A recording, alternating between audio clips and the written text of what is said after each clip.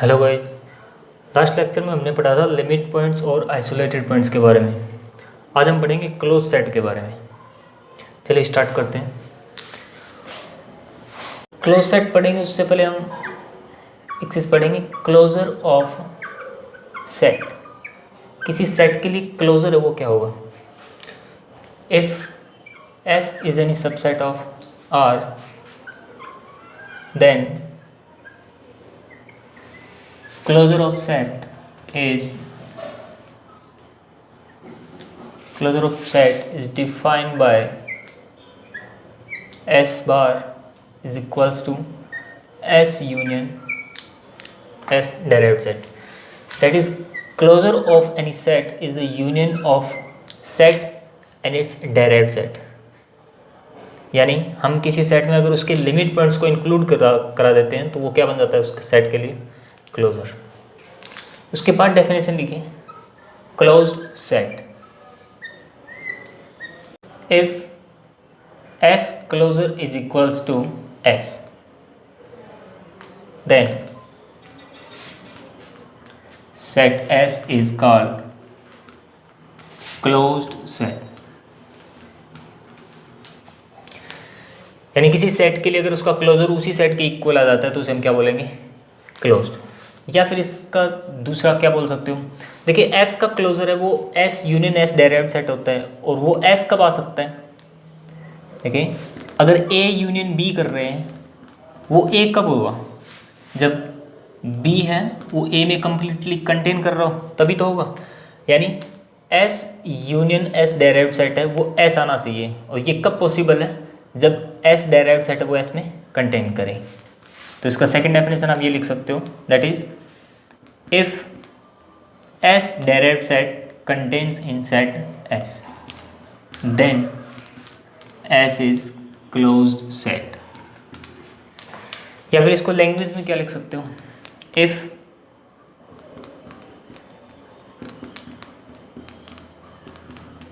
all limit points of set are also element of set,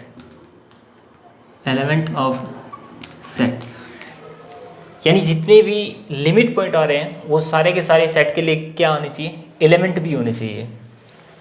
सारे के सारे element limit point है वो सेट में इंक्लूड कर रहे हैं तो उस सेट को हम क्या बोलेंगे? Closed set. देखिए कुछ एग्जांपल्स देखते हैं इसके लिए।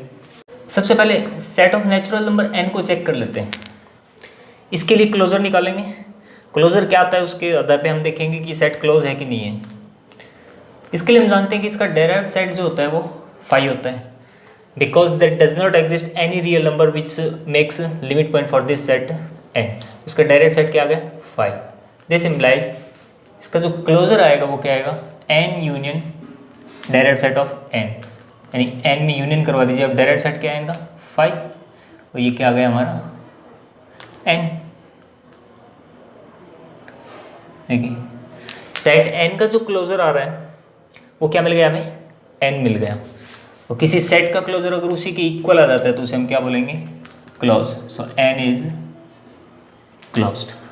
सिमिलरली अगर आप z के लिए फाइंड आउट करते हो डायरेक्ट सेट तो वो क्या होता है?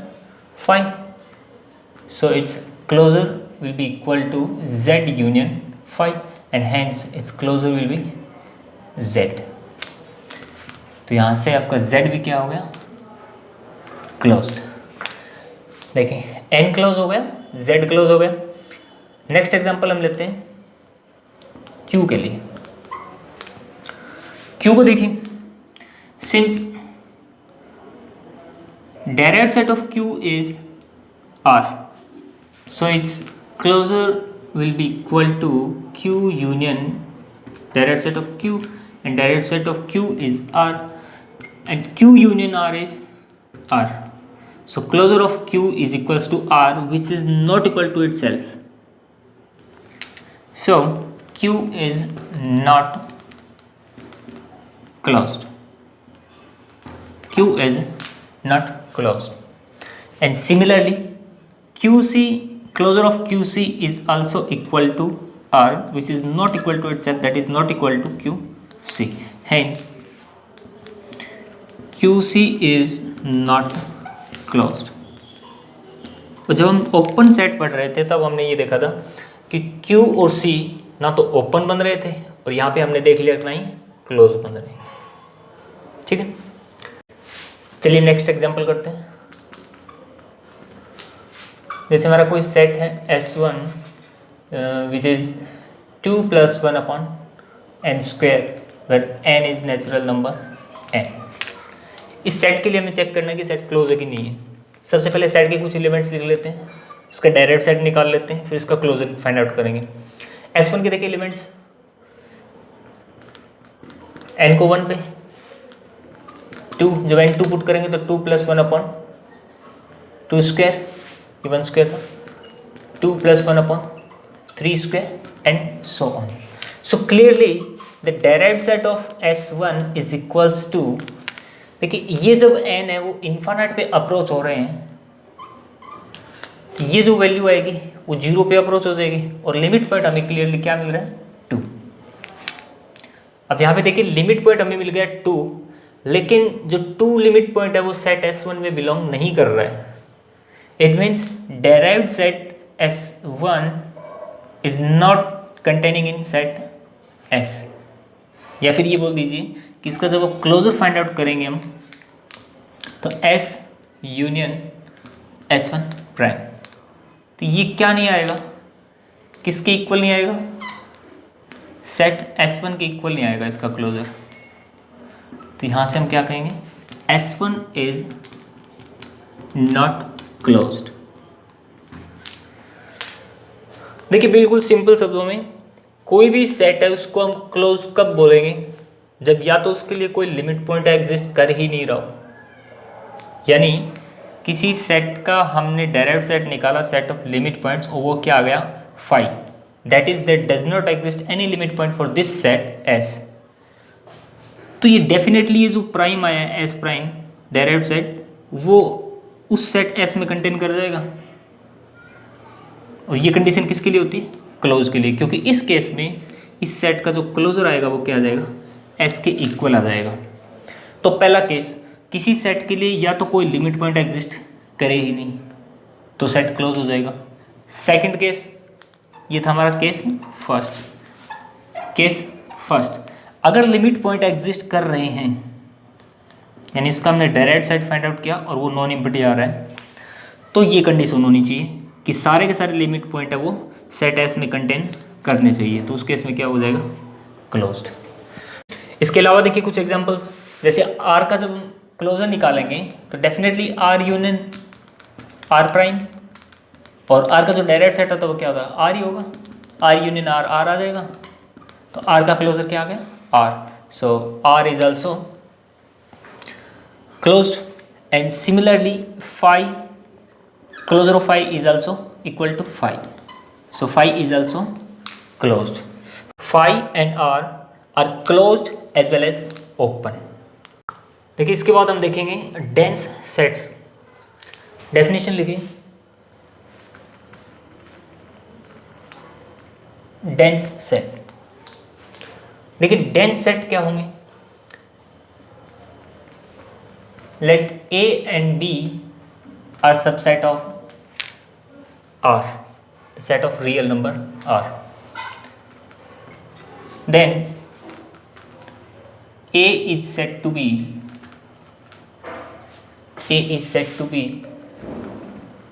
dense in B if B contains in A closure। अगर कोई सेट B है A के क्लोजर में बिलोंग कर रहा है या कंटेन कर रहा है तो उसे हम क्या बोलेंगे कि A है वो। देखिए रिवर्स है, अगर B A के क्लोजर में कंटेन करेगा तो हम A को बोलेंगे कि A डेंस कर रहा है B के अंदर। ठीक है, इसमें कंफ्यूज मत होइए। लैंग्वेज जब इसकी देखते हैं डेंस सेट की तो हमें ऐसा लगता है कि हम जैसे ये रीड करते हैं कि A is dense in B, तो दिमाग में ये इमेज बनता है कि A का क्लोजर है वो कंटेन कर रहा होगा B में, लेकिन ये जस्ट रिवर्स होता है इसका। If A is dense in B, that is B is containing in A closure. ठीक है, देखिए कुछ एग्जांपल करते हैं इसके। जैसे हमें कोई सेट गिवन है S1 which is interval of this type and this containing in R। तो देखिए S1 का जो क्लोजर आएगा वो क्या आएगा, B है वो इसमें इंक्लूड हो जाएगा क्योंकि B इसका लिमिट पॉइंट है। अब देखिए S1 के क्लोजर में जो जो सेट कंटेन कर रहे हैं उन सेट में S1 है वो डेंस कर जाएगा। तो S1 के क्लोजर में ये देखिए जो कि एक इंटरवल है, तो इस इंटरवल के जितने भी सबसेट बनेंगे वो सारे के सारे कंटेन करेंगे इसमें। इसका मतलब S1 के क्लोजर में जितने भी सबसेट कंटेन करेंगे उन सब में S1 क्या करेगा, डेंस करेगा। ठीक है, जैसे एक एम्प्टी सेट फाइल लेते हैं, वो भी S1 के क्लोजर में क्या कर रहा है, कंटेन कर रहा है। तो ये जो S1 होगा वो डेंस करेगा, डेंस इन फाइल। क्लियर है। इसका कोई एक दूसरा सबसेट लेते हो, जैसे open interval A to B है, वो कंटेन कर रहा है S1 क्लोजर में। तो ये जो हमारा S1 होगा वो डेंस करेगा in open interval AB also. ऐसे आप कितने सबसेट बना सकते हो, इनफाइनाइट बन जाएंगे ऐसे। तो ये हो गया हमारा dense set, dense in itself.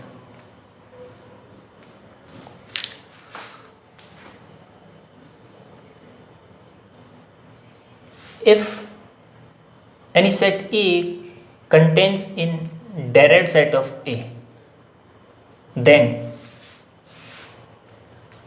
A is said to be dense in itself।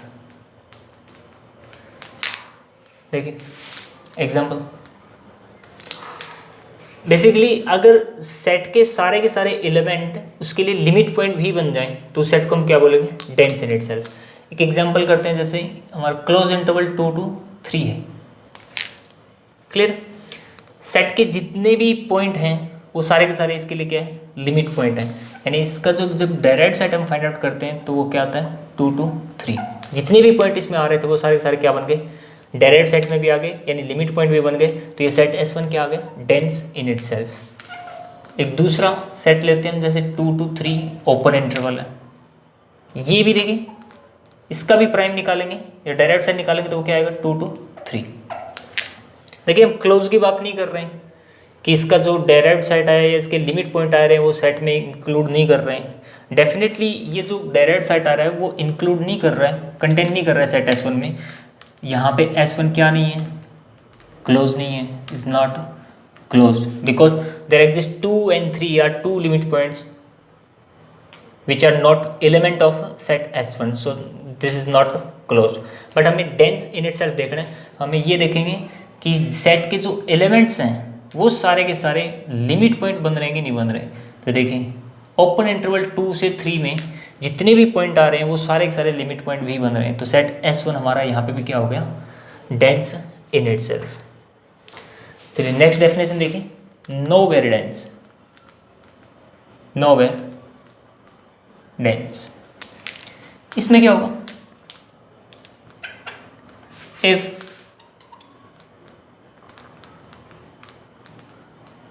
complement of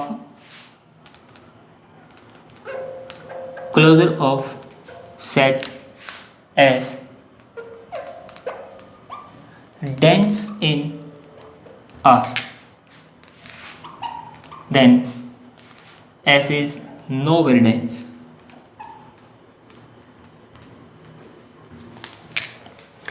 देखिए एग्जांपल कर लेते हैं, हमारा सेट S है वो 5 है जो कि क्या है, R का एक सबसेट है। अब देखिए कोई भी सेट है कहाँ पे डेंस करेगा, उसके लिए उसका हम क्या निकालते हैं, क्लोजर। और क्लोजर में जो जो सेट कंटेन कर रहे हैं उन सभी सेट्स में ये जो 5 है वो क्या कर जाएगा, डेंस कर जाएगा। S का क्लोजर क्या आएगा, देखिए 5 आ जाएगा, S का क्लोजर 5 आ गया। तो S के क्लोजर में कौन कौन से सेट है वो कंटेन कर रहे हैं, केवल 5। तो ये केवल डेंस इन इटसेल्फ हुआ। लेकिन जब इसका जो क्लोजर आया है उसका हम क्या करेंगे, कॉम्प्लीमेंट ले लेंगे। तो 5 का कॉम्प्लीमेंट क्या आया, इन R आर आ गया। अब ये जो क्लोजर का कॉम्प्लीमेंट आया है यानी आर, वो डेंस करना चाहिए आर के अंदर, तो हम एस को क्या बोलेंगे, नोवेल डेंस। एंड सिंस ये जो सेट आर होता है उसका क्लोजर क्या होता है आर, यानी आर जो है वो उसके क्लोजर में कंटेन करेगा, तो डेंस कर गया आर के अंदर। तो ये जो हमारा सेट एस इक्वल्स टू 5 था वो क्या आ गया, is novel dense, is novel dense. देखिए इसके बाद हम पढ़ेंगे परफेक्ट सेट।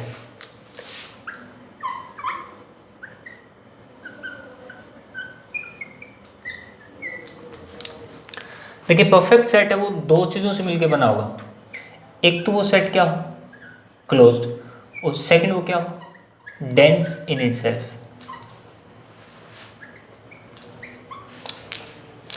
क्लोज के लिए क्या कंडीशन होती है कि जितने भी लिमिट पॉइंट्स बन रहे हैं सेट के लिए वो सारे के सारे सेट के एलिमेंट भी बने, यानी सेट एस के लिए जितने भी लिमिट पॉइंट आ रहे हैं वो सारे के सारे सेट एस में कंटेन करें।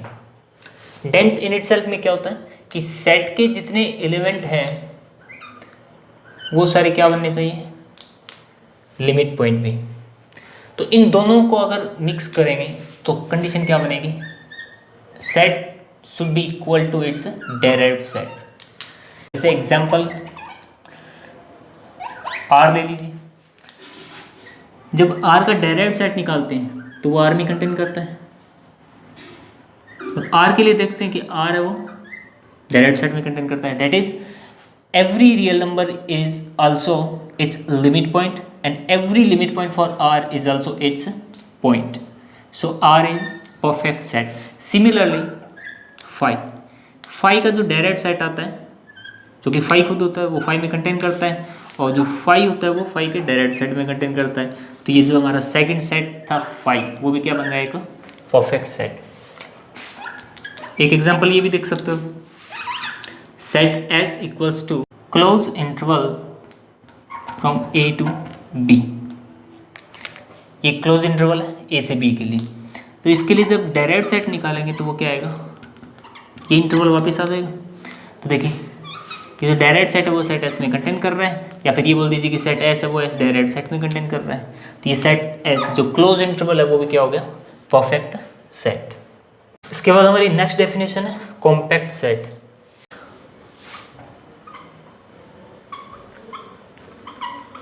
Compact set, if S is any subset of R then S is compact if S is closed and bounded। अगर R का कोई भी सबसेट है वो क्लोज्ड हो जाए और बाउंडेड हो जाए तो उसे हम क्या बोलेंगे, कॉम्पैक्ट सेट। जैसे कुछ एग्जांपल कर लेते हैं इसके लिए। पहला कोई भी एक इंटरवल ले लेते हैं, जैसे 3 to 10 एक क्लोज इंटरवल है, definitely it is bounded by 3 and 10। Upper bound भी एग्जिस्ट कर रहा है और लोअर बाउंड भी एग्जिस्ट कर रहा है, और क्लोज इंटरवल है तो क्लोज सेट भी होगा। तो ये सेट S1 जो हमारा वो क्या आ गया, कॉम्पैक्ट। जो सेट बना वो क्या बन गया हमारा, कॉम्पैक्ट। नेक्स्ट एग्जांपल देखिए, सेट N को चेक करते हैं। देखिए N का जब डायरेक्ट सेट निकालते हैं वो क्या आ गया, 5।